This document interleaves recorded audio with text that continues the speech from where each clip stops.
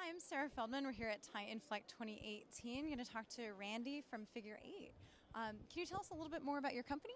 Sure, I'd love to talk about Figure 8. So Figure 8 actually was just recently renamed ourselves. We used to be a company called Crowdflower, and we're in the AI space. And what Figure 8 does is we actually provide the testing, training, and tuning data for machine learning in the real world. So for the people that are beyond science projects and doing something academically, we help create the human labeling of data sets that enable the training data and then again the ongoing data sets and processes for tuning and testing your algorithms. Interesting. So, having a lot to do then with data bias and things like that, or we don't we have nothing to do with data bias. We help to eradicate the data bias.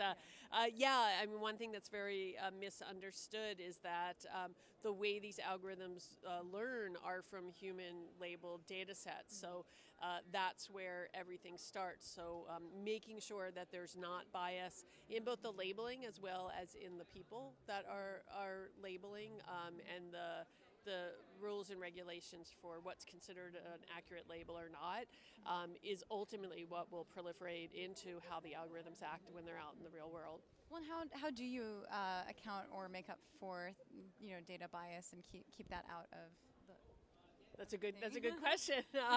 So there are a couple ways, and that's not the primary purpose of our company is to enable the companies with AI and machine learning applications to actually create those training data sets. But some of the things that we see that really work well are first and foremost, you want a diverse set of people that are labeling the data. So if all of the people that are labeling the data look and act and think alike, then you're going to get a very homogeneous set of opinions and viewpoints on the data.